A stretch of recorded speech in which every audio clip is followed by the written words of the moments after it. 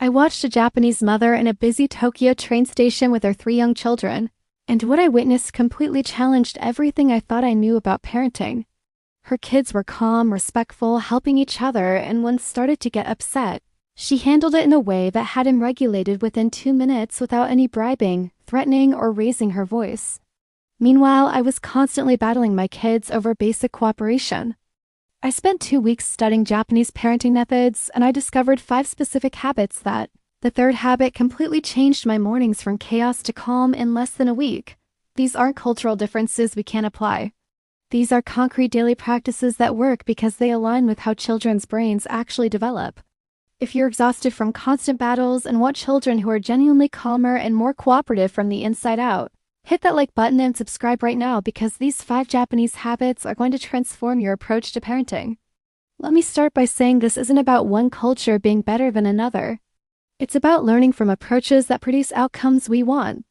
Japanese children consistently rank among the most emotionally regulated, academically successful, and socially cooperative in the world, and they achieve this without the levels of pressure, punishment, and parent-child conflict we see in American homes. There's wisdom we can learn from that. The first habit, Japanese. Parents practice is treating young children with extreme patience and indulgence while they're learning emotional regulation. In America, we tend to punish or correct emotional outbursts from the moment children are toddlers. We send them to timeout, we tell them to stop crying, we treat big emotions as misbehavior. But Japanese parents see children under 5 or 6 as still learning to manage their feelings, so they offer enormous patience and support during meltdowns without punishment or shame. When I started approaching my 3-year-old's tantrums this way,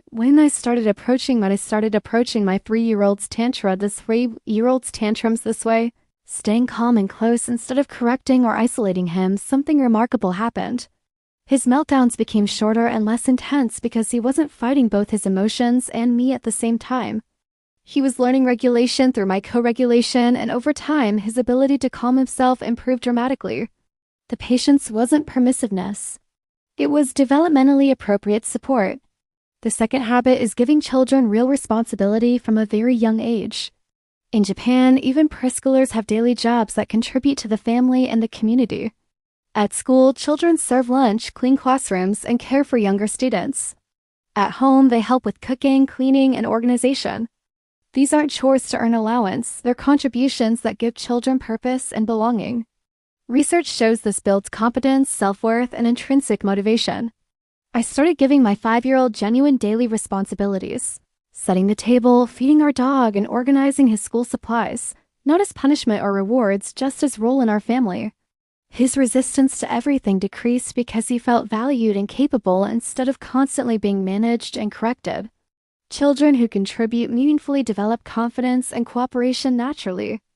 The third habit, and this is the one that transformed our mornings, is establishing unchanging routines that become the authority instead of the parent.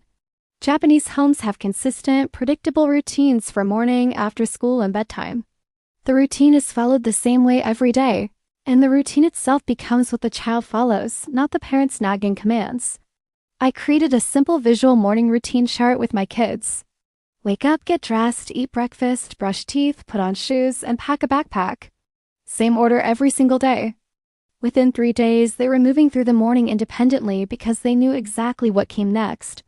The routine was the boss's, not mine, which eliminated most of our power struggles. If you want parenting strategies backed by research and real results, make sure you subscribe and turn on notifications. The fourth habit is using natural consequences instead of imposed punishment. American parenting relies heavily on timeouts, taking away privileges, and imposed consequences. If a child doesn't eat dinner, they're hungry later and learn to eat when food is served. If they don't put their toy away, it might get lost or stepped on. The parent doesn't add shame or extra consequences. The natural outcome is the teacher.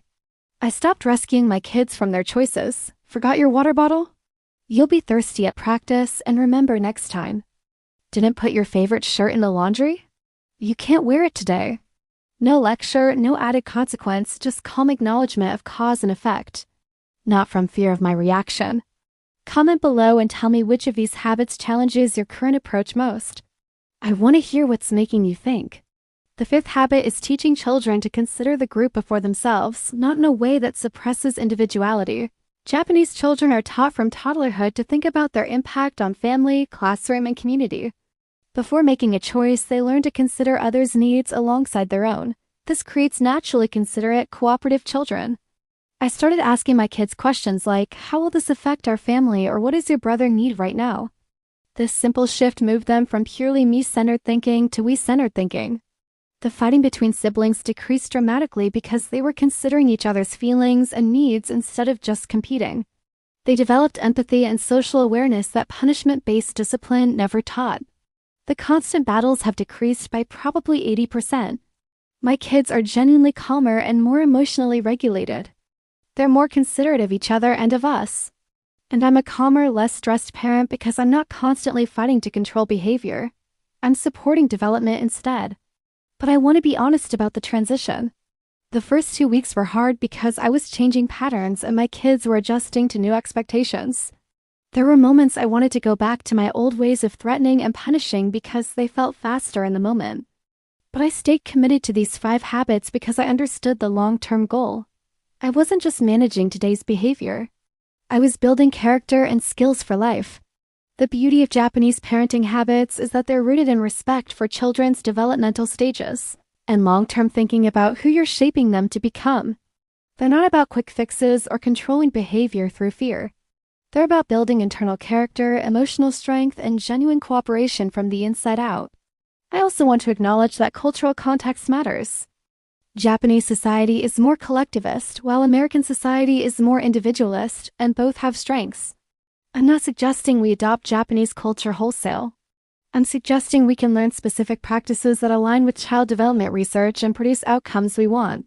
Calmer children, stronger emotional regulation, more cooperation, and less parent-child conflict. These 5 habits work across cultures because they work with how children's brains develop. Patient support during emotional learning builds regulation skills. Real responsibility builds competence and self-worth. Predictable routines create security and cooperation. Natural consequences teach real-world understanding. Considering others builds empathy and social skills. These aren't culturally specific. They're developmentally appropriate. If these 5 Japanese parenting habits resonate with you and you can see how they reduce conflict and build cooperation in your home, please share this video with another parent who's struggling with constant battles. Learning from different approaches expands our parenting toolkit. Drop a comment and let me know which habit you're most excited to implement. Or if you've tried any of these, share your experience. And make sure you're subscribed because we're building a community of parents who learn from wisdom across cultures and apply methods that respect child development while creating peaceful, cooperative homes. Thank you for being here and for being open to approaches that might challenge what you've been taught. Parenting doesn't have to be constant conflict, and these 5 habits prove it.